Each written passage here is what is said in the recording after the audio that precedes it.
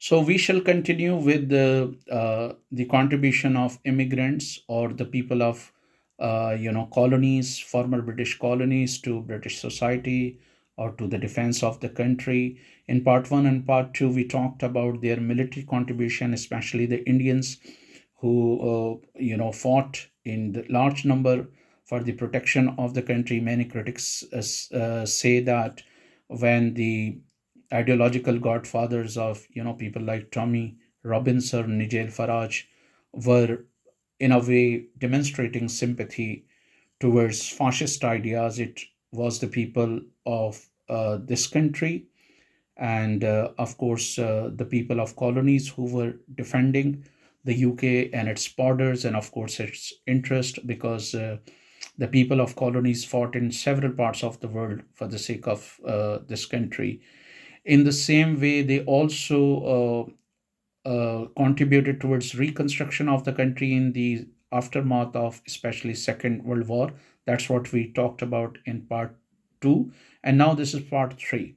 It is propagated by some in the UK that the immigrant population has witnessed a phenomenal surge, threatening the demographics of the country, threatening the demography of the country.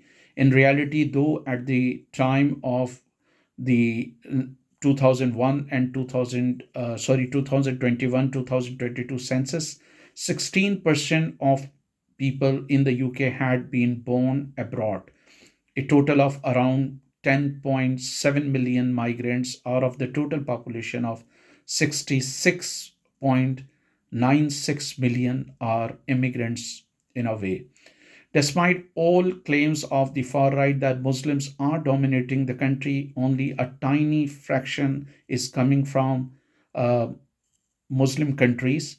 For instance, according to 2021 2022 census, an estimated 32% of all foreign born residents in the UK came from five countries: India, 9.0%, Poland 8.0%, Pakistan 6.0%, Romania 5.0%, and Ireland 4.0%, so almost 4%. Proponents of ultranationalism create much hue and cry over the immigration of Muslims to Europe. For instance, Douglas Murray claims that during the middle of the 20th century, Muslims had negligible presence in Europe, but at the turn of the 21st century, Western Europe alone witnessed 15 to 16 million migration of Muslims, one of the fastest in human history. This seems to be a disputed claim because between 1815 and 1915, some 30 million Europeans migrated to the United States alone. And in 1960, Europeans constituted 75% of all US immigrants, though this number drastically dwindled over the past decades. So, this claim of Douglas Murray should be taken with a pinch of salt. He has made so many claims like this in the past without uh, substantiating his claim in a concrete way. In addition to that, millions of Europeans also migrated to Canada, Australia, New Zealand, besides settling in South and Central Americas.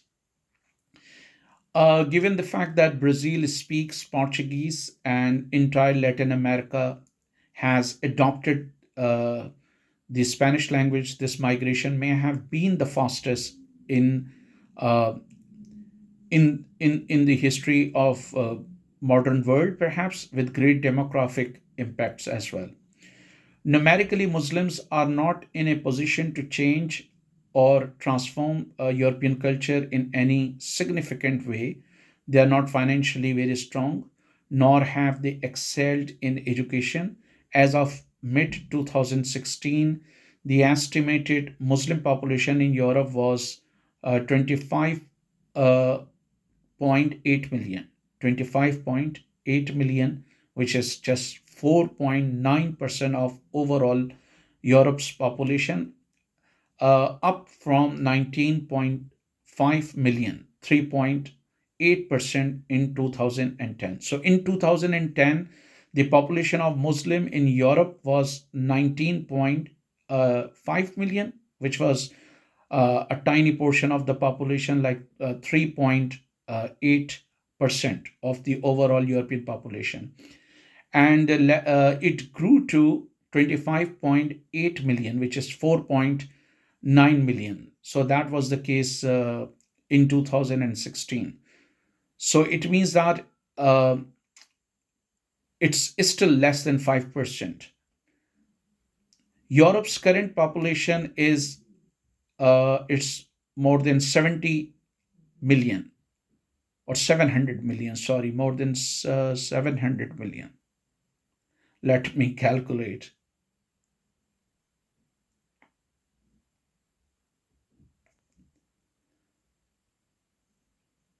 Yeah, it's more than 700 million. So if we look at that, Europe's current population is more than 700 billion, including Russia, England, and other non-EU countries. It is difficult to digest the claim that a population of merely 4.0% or less than 5% or less than 6% can overwhelm a population of over 700 million, which is overwhelmingly Christian. The far right also tries to create an impression that all crimes, or at least most of the crimes, are committed by immigrants, especially Muslims. Criminals must be considered criminals without regard to their color and race, religion, or creed. But factually, many murderers in the UK were not from immigrant backgrounds. Look at the list of the critics say that if you look at the list of the serial killers, you will find that these claims fly in the face of reality. They claim that a number of serial killers were not from immigrant backgrounds. Dr. Harold Shipman, who was jailed for life in January 2000 for murdering 15 patients while working in Hyde, Greater Manchester, is believed to have killed at least 250 people over 23 years in Hyde and Todmorden, Yorkshire, and other areas. He was convicted. Then there is another serial killer. He is Beverly Allitt. He was convicted of murdering three babies and one 11-year-old, attempting to murder three other children, and causing grievous bodily harm to a further six at Grantham and Kesteven Hospital in Lancashire between February and April of 1991. And again, the serial killer is also not from immigrant backgrounds. Notorious serial killer Fred and Rose West tortured, raped, and murdered an unknown number of women between 1967 and 1987, most at their home in Cromwell Street, which became known as the House of Horrors. Rose, a mother of eight children, reportedly was convicted in 1995 of murdering 10 young girls and women, including her eldest daughter, Heather, who was only 16, and her stepdaughter, who was just 8 year old.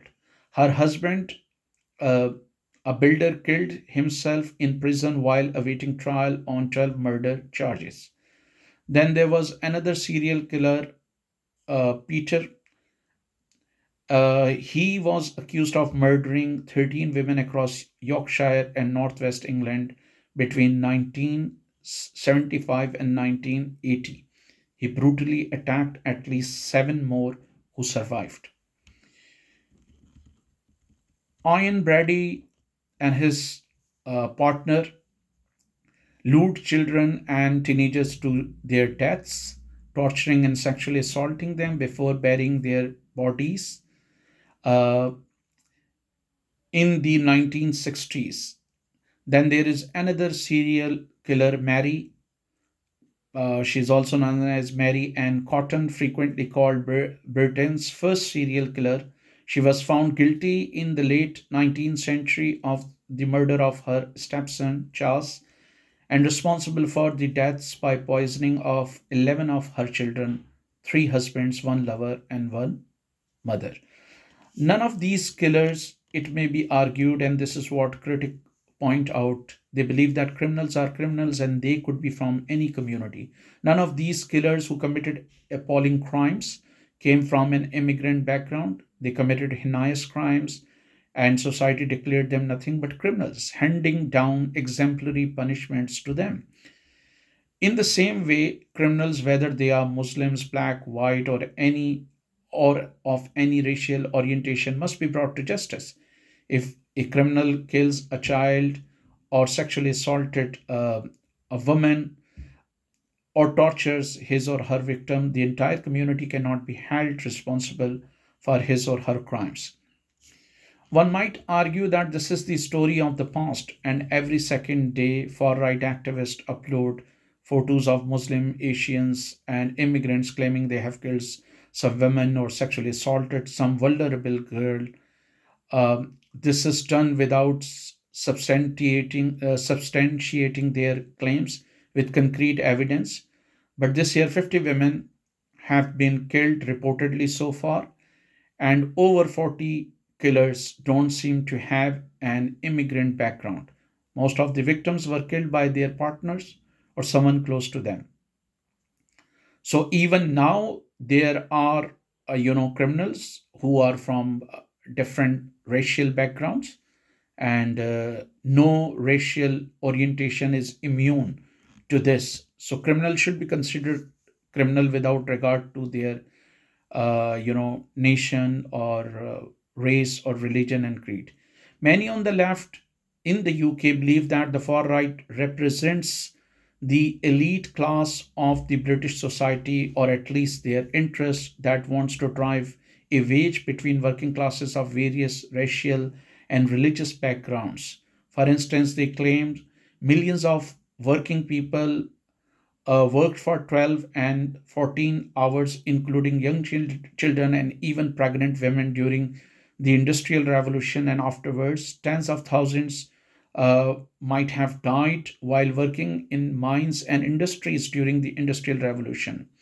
Toiling white men, women, children would be ruthlessly exploited during the Industrial Revolution and several decades afterwards.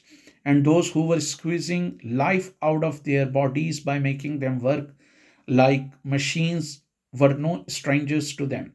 They were not from any different continent or land, but the people of their own race and color. Left wing activists believe that it is basically class that is the main issue and the policy of ruling elite that dominates the state. They assert that these far right activists never demand that elitist schools that charge, more than £50,000 a year, which is going to be £70,000 soon. So they assert that these far right activists never demand that elitist schools that are extremely expensive and where children of white working class cannot take admission. So these elite school be made accessible to poor white working class kids or prestigious university for low income families and their kids.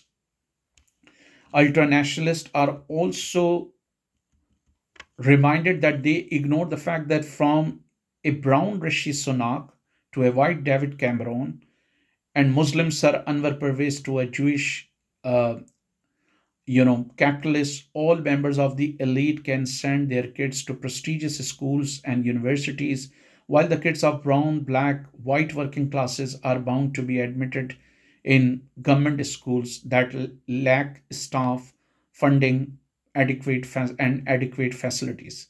While the elite pay hefty fees for their kids to be educated at top universities, poor white people struggle to repay student loans and meet other educational expenses. So, in part three, we also touch class background. In part fourth, of course, we would talk about um, immigrants as well. Of course, they are not immune to mistakes and sometimes blunders.